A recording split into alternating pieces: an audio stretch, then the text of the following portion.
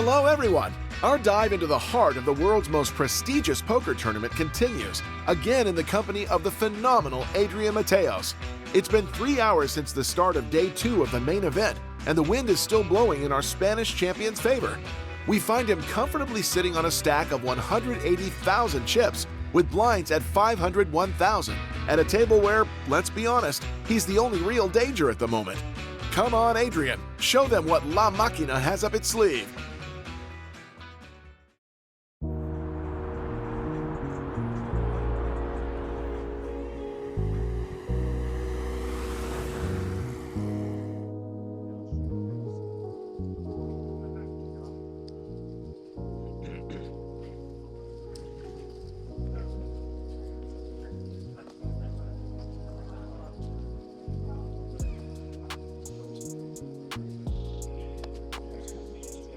This player opens again. He seems to be very active.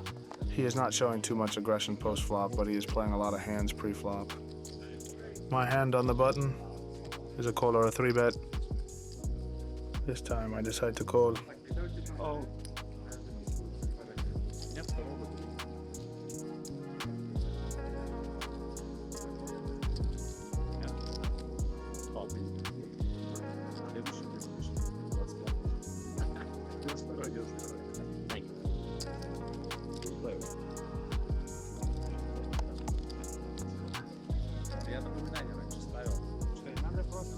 A good flop. The initial razor checks very quickly. Here, my hand usually wants to check with some frequency of bets, but when he checks this quickly under the gun, that makes me think he has fewer ace-king and ace-queen. And that's why I decided to bet here. On this turn, it's an obvious check, and I'll decide on the river.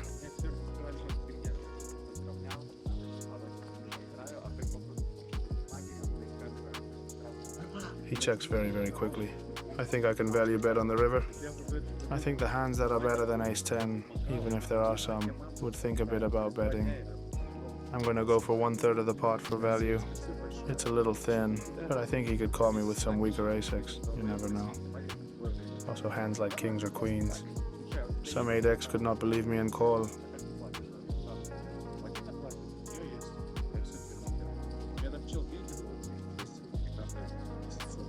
I'm not expecting a lot of check raises as bluffs, considering how quickly he checked.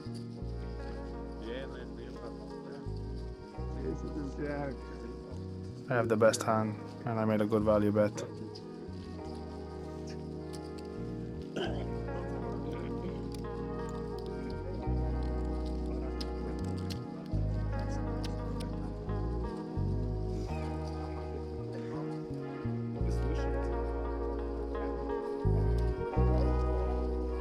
Special one. Yeah. Who would win in a fight? Who would win in a fight? Florida man or Poland man? Or Who would win in a fight? Florida man or Poland man? I bet Poland. You think? I don't know. I'm from Europe, so I'm more used to see Poland. A good hand to open. We should set that up. We'll see what my opponents do.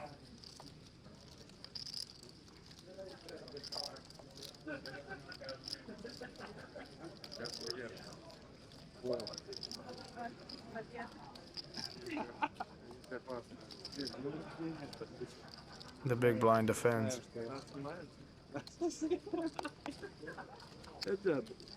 A regular player who plays online, against this profile I'm going to try to play a bit more theoretical than against the rest.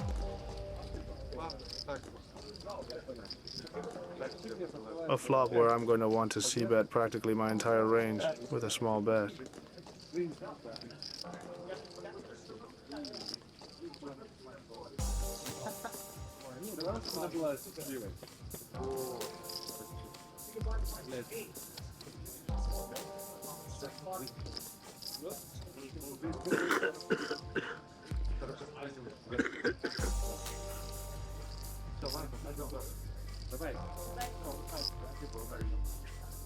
A board pairing 2.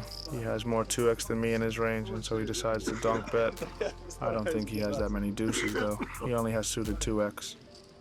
He doesn't have that many, but it's still a lot more than me.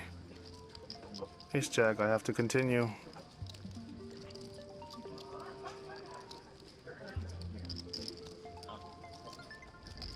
Do you want a cough drop, by the way? A third 2 on the river. Yeah, I should. It's a card that my opponent is not going to bluff very often. I have showdown value, and I have worse hands. The question is whether I want to try to get a 5 to fold or something like this. I don't think I'm always going to be able to, and that a lot of times I win if it goes check-check. I have other hands much weaker than ace-jack to turn into a bluff. Even though, considering the way the hand played out, I think I'm going to lose quite often. You still have to check sometimes.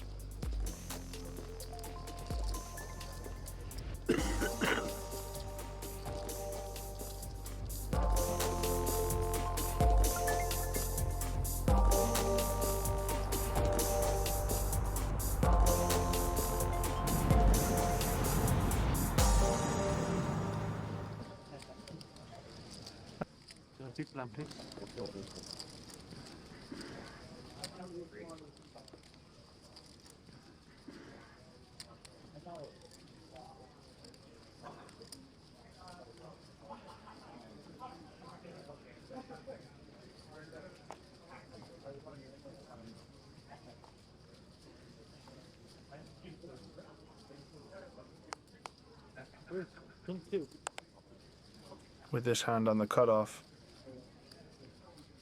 I think a 3-bet is pretty good.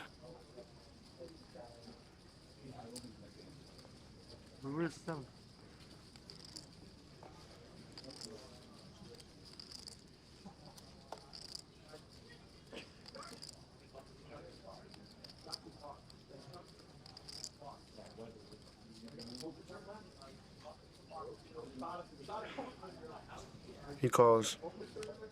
All right, we're gonna play post flop.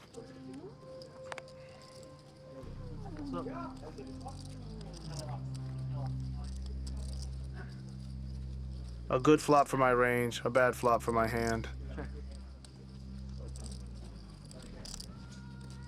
It's a flop on which I'm often going to c-bet because my range includes a lot of high cards, and this flop is very favorable.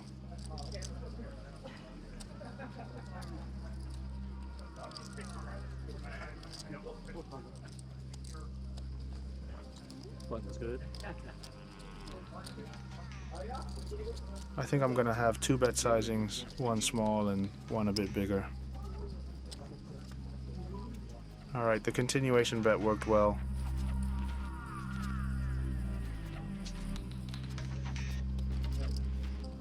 A new player at the table on whom I don't have much information. He looks young. That fact that he's young makes it more likely that he's a professional, but well, there's a bit of everything. It's a party.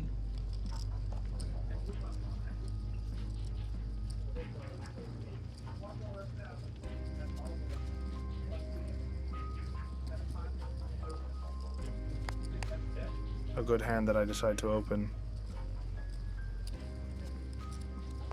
Where's Hunky?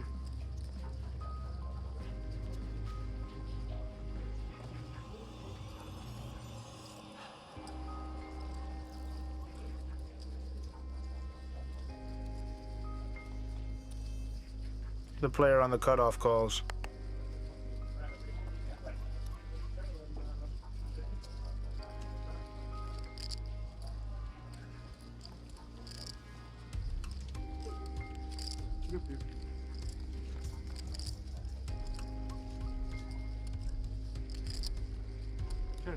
Second pair. It's a good flop for my range where I have to mix it up between checking and betting. With this hand, I'm going to have a tendency to check often.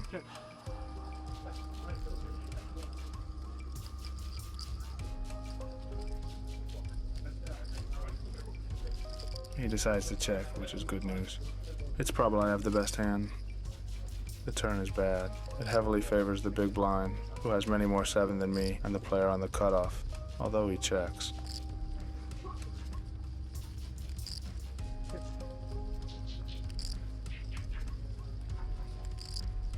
Here my hand can check or bet small.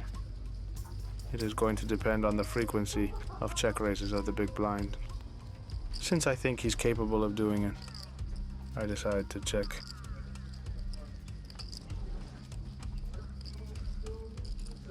And the river completes the flush.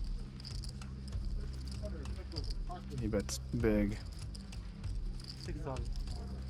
I have a hand that beats bluffs in a sequence where on the flop, I think he doesn't have a lot of bluffs. I think that a lot of his King X, if not most, are going to check on the turn, which could allow a Jack 10 to hit. Even with hard flush draws, it is not a mandatory bet on the turn. There is a lot of value, and it's a good board for aggression, where most people don't try to attack as often as they should. Even though he is a player that is capable of bluffing, I think I could have better hands to call, and I decide to fold.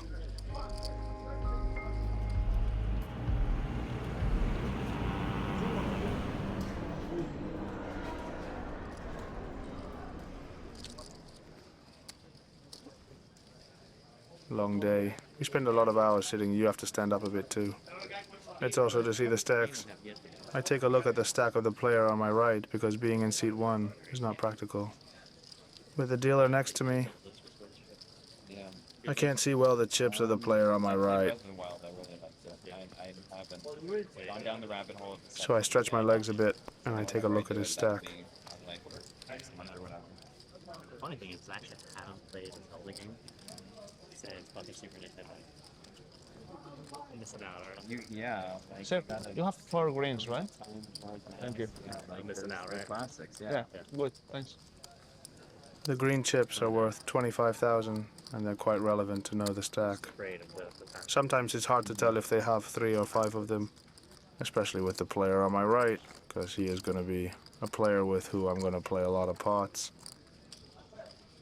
It's important to always have your opponent's stacks in your head so that you can then make quicker and more effective decisions when your turn comes.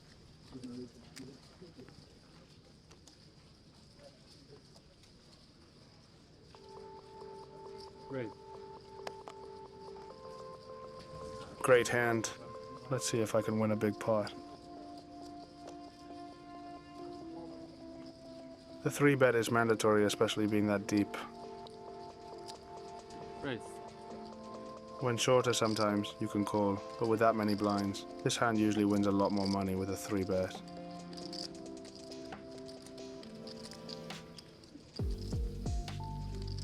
Hey, you too, man. Let's see your big. Especially having an aggressive image, they are not going to perceive my 3-bet range as only strong hands.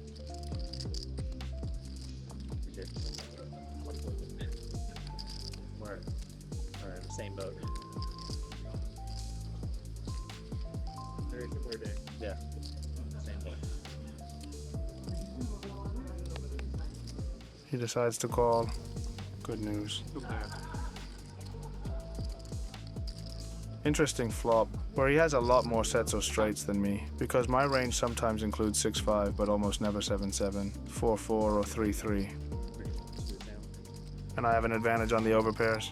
Very different than this. Lots of 5 6 5. It's a flop where I'm going to want to check from time to time and c-bet with another part of my range. I decide to make a continuation bet. I think that when I decide to bet, I can't make it too small. I have to make it relatively big. 60% seems like an appropriate sizing to me.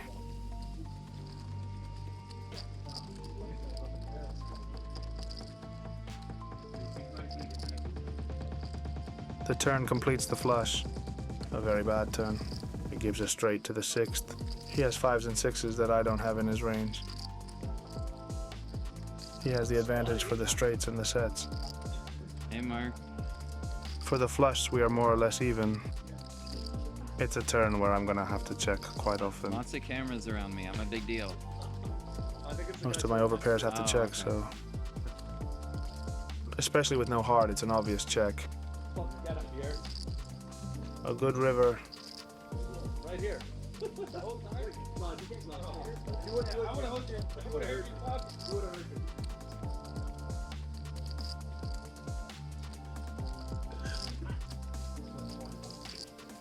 He decides to check. Here the scenario changes quite a bit. I'm expecting most of the hands that beat me to have bet the river, or to have check raised on the flop, or to have bet on the turn. So when in this sequence he check calls, then check checks, and checks the river again. I do think that aces is the best hand here very often. And even though the board looks scary, I think checking here would be a big mistake since I very often have the best hand. He still has a lot of worse hands that could call me. Hands like 8-8, 10-10, Jack-Jack, even Queen-Queen or King-King. These are hands that could call me. And even hands like Ace-5, Ace-4, Ace-3 suited, maybe an 8-7 suited, and so on. These are hands that might think I'm bluffing and call me. I'm not expecting a lot of check raises from him, even though he could do it from time to time. But I think most people in this scenario are not going to find bluffs or enough value hands to check raise on the river.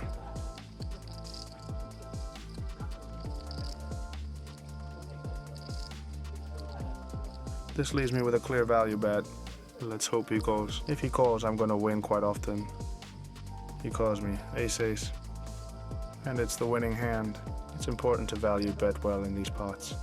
And I win a very important pot. A short massage, long day. I'm exhausted, to be honest. In Vegas, you have to spend 10 to 12 hours of sitting in a chair, playing. Hello, how are you? No good? No good. Thank you. What better than a massage to celebrate this big pot?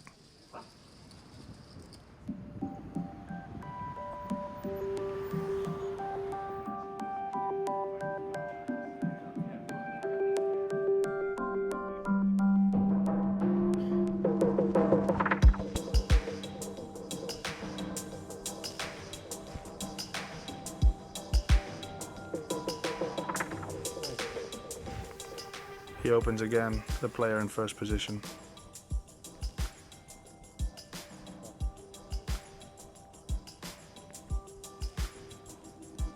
And a player in middle position calls.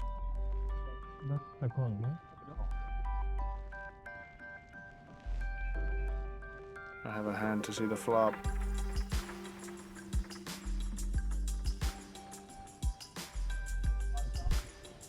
We end up in a four-way pot where the range of the player in first position and of the initial caller are strong.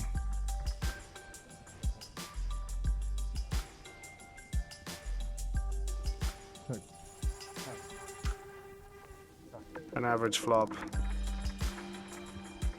I have a draw, but I have to be careful because I don't have a lot of clean outs. He decides to bet 1/3. Against this sizing, I think I have to call. The 6 is a clean out, and the Jack is often good for me, but I have to remain careful because I could run into King-Queen.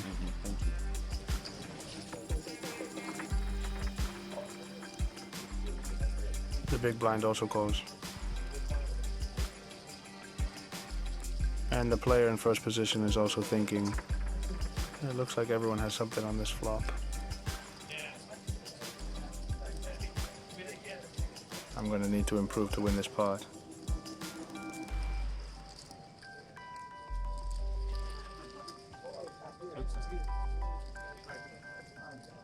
Very bad turn. That completes some straight draws.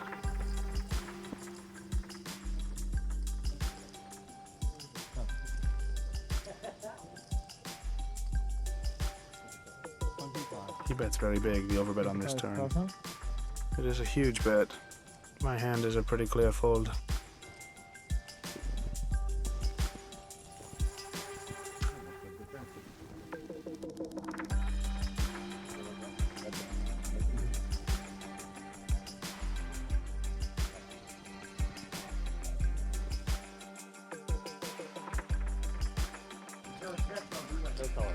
Big blind.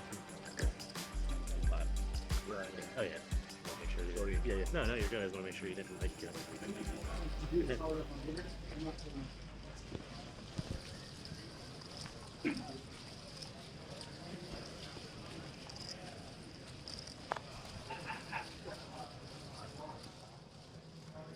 With a very strong hand. I open on the cutoff. Right.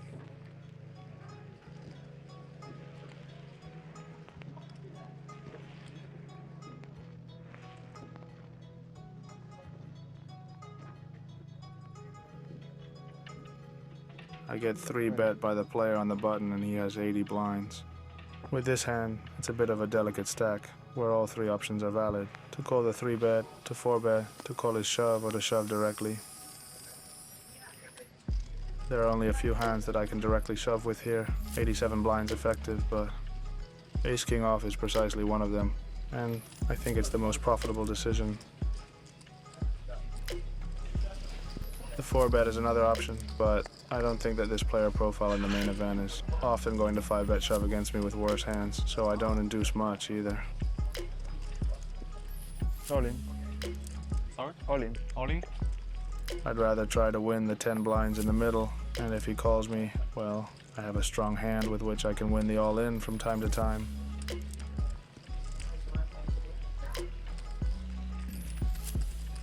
Also, I have very good blokers. The hands I don't want to see are obviously kings and aces, and I block them. Our team winners have been coached after the 14-minute break. 20-minute break has been coached to meet. We have all players to please. As the levels go by, my stack keeps increasing. Hand after hand, playing the best I can, and serenely, because so far, everything is going well.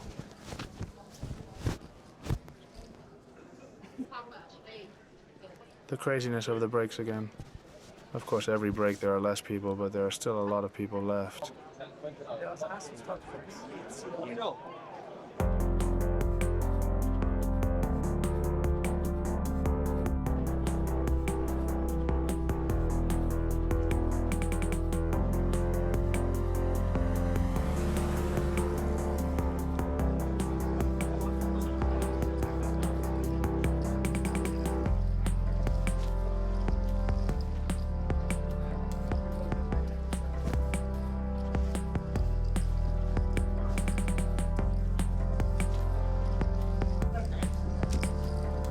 Yeah, good break. Yeah. All good. All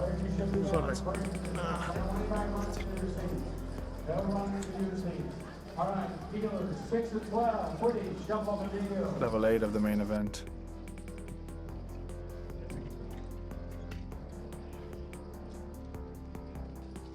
I have a very good stack, well above average. And a table, that little by little, as the hours go by, I think I'm figuring out how each one plays more or less.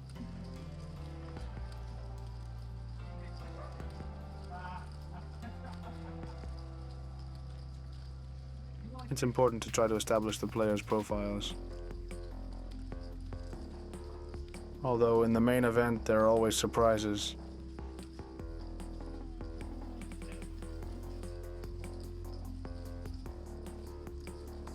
My hand can raise or check. Both options are similar.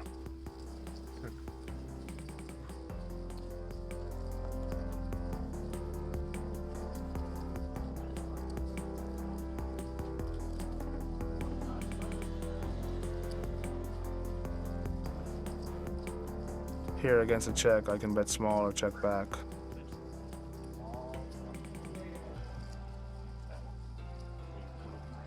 This will depend on the frequency of check raises of my opponent and on the frequency at which he could bluff on the next streets. A very good turn on which I'm going to keep betting.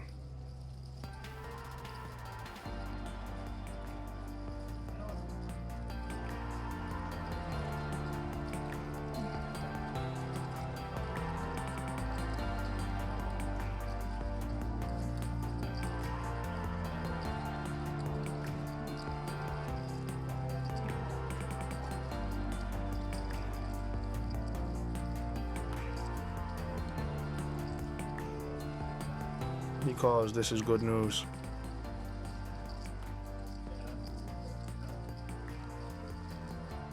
Very good river. It's a blank and that gives me a clear value bet.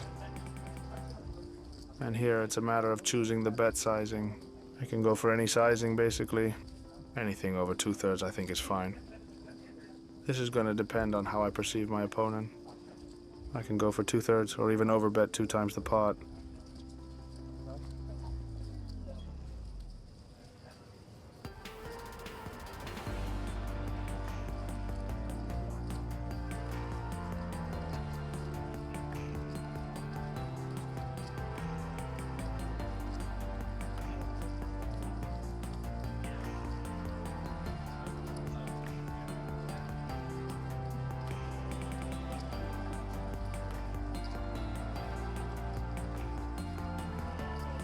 and he folds with good judgment.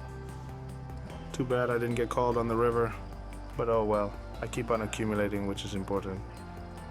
A quiet day without decisions that are too complicated, and almost all decisions have been taken in the shoes of the aggressor. I haven't had to face many difficult spots so far.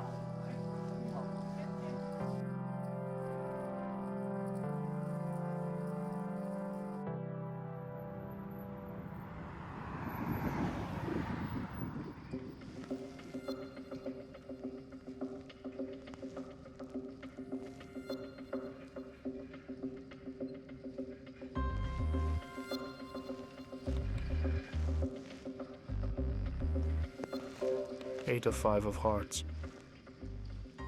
A pretty wide open from the hijack, but I think it's profitable to open here in this tournament.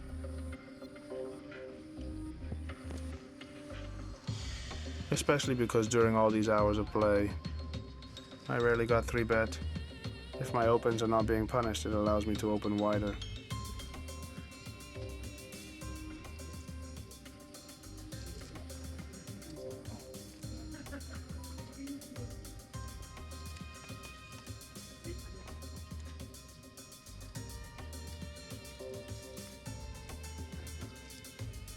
It's a flop where I'm going to want to check very often.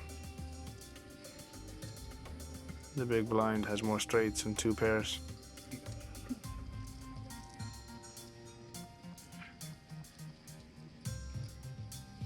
$3,500. The cutoff could have also hit this flop.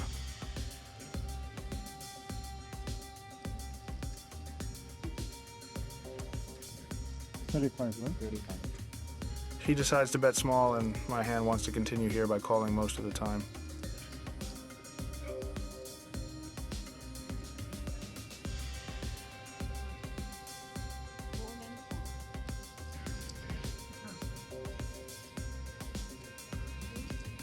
A bad turn. If I face too much aggression on the turn, I won't be able to continue with my hand. Hopefully he checks. That would be a pretty good news.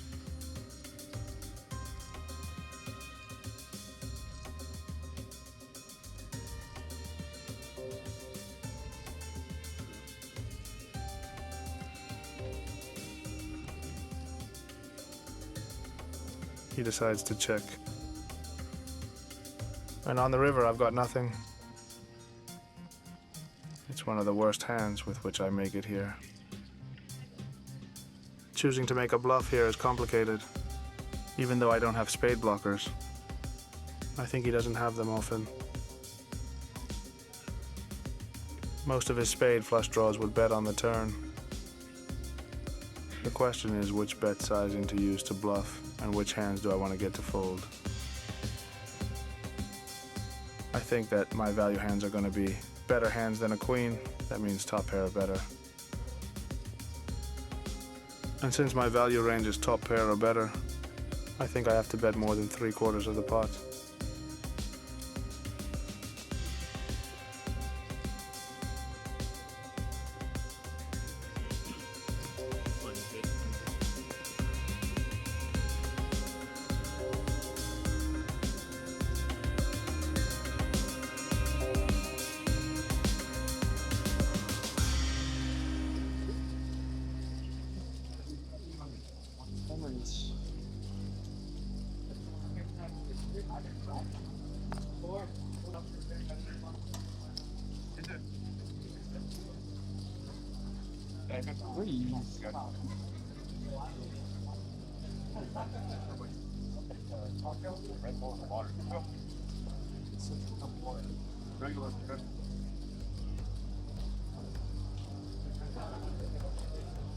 I'm in the big blind.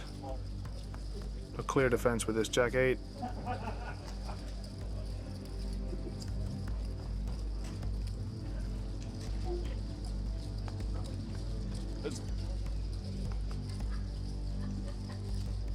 Check.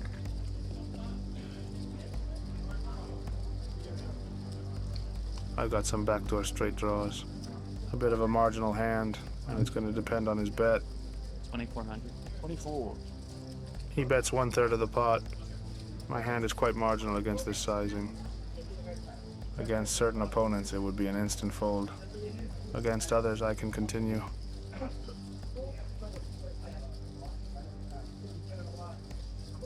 It might be a bit too much to check raise from time to time.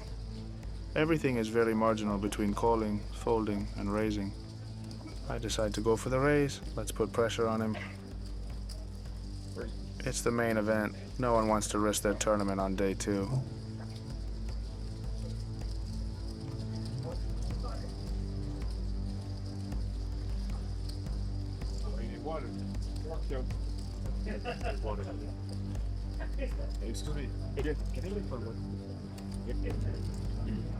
He calls, which is not very good.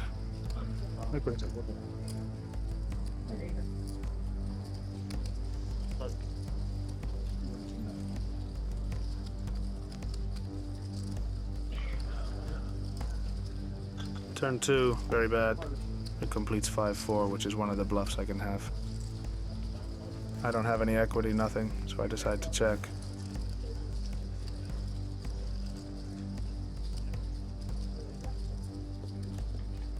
I don't think I can continue this bluff.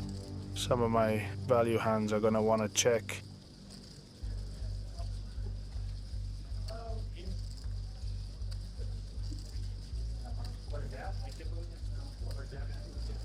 I can't continue this bluff. If I had clubs, I would often bet here. But since it's probably the worst hand I make it here with, I think it's okay to check. And the ace on the river, I definitely have the worst hand of my range, because gut shots such as 7-4, 7-5, etc., when that turn comes, most of the time, I'm going to keep betting to put pressure on him.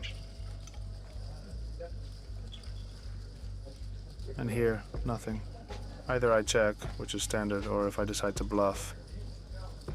I have to try to put him all in a spot where only few people would bluff, by representing a very strong hand, such as a slow played set or a 5-4 that decided to check the turn, or even ace-queen, a hand I can have from time to time as well.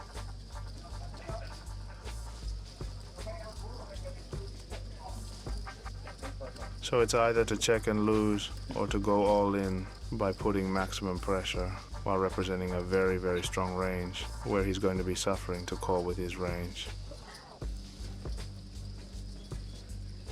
I decide to put him all in. Let's go. His face shows he doesn't like it very much. I'm supposed to like that card, right? On that card, it's true that I shouldn't be betting very often, and I don't. I just think I have a very good bluff to take a shot at.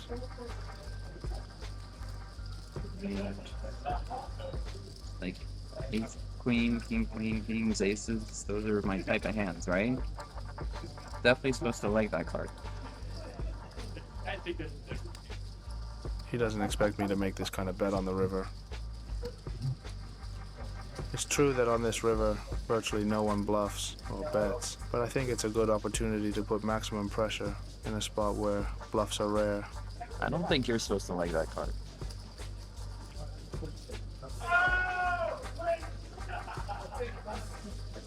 Well, when you had it on the turn, or you have nothing, right? That's what I'm thinking. Even so, I think I can still have strong hands from time to time, as I said before. Especially ace-queen mainly. And also maybe a set of 3s or of 6s. Or a 5-4 that I decided to check to play a bit tricky, and I'm not always going to bet the turn with these types of hands. Although very often I would.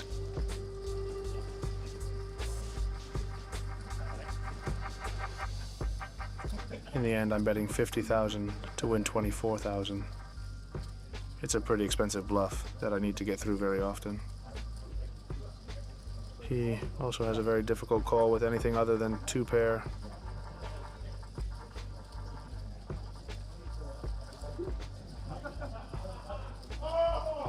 Pretty much his entire range consists of bluff catches, which means he only beats bluffs in a spot where only a few people bluff. And I think it's a very aggressive bluff, but it will work quite often, especially in this tournament.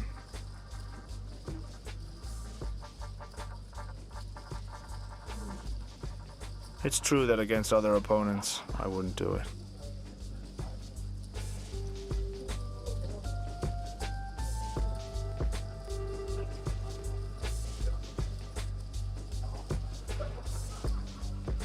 He looks like he's suffering a lot. I wouldn't like to be in his situation. With all of his range, he's going to suffer a lot against this bet. I, against myself, would suffer a lot here with most of my range.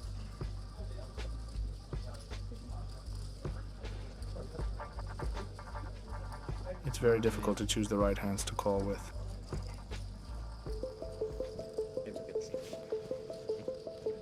The bluff worked. I don't care about seeing it, I care if I made the right decision. I'm very glad. It's important that these pots go well, because if he had called, I would have lost a lot of chips. I'm still accumulating, and I'm happy with how I'm playing with the read I had at the beginning of the day in this tournament. More flexible than in other tournaments, a bit more creative. Bravo, Adrian. You can be proud. This bluff was daring, but perfectly executed. And before this masterclass, we've seen you deploy your arsenal of techniques, seizing every opportunity with surgical precision. We're now in the second half of day 2 of the World Series main event, and your stack is soaring, doubling in just a few hours to over 200 blinds.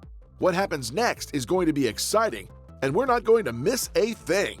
We'll be experiencing this alongside you in the next episode of Inside the Mind of a Pro.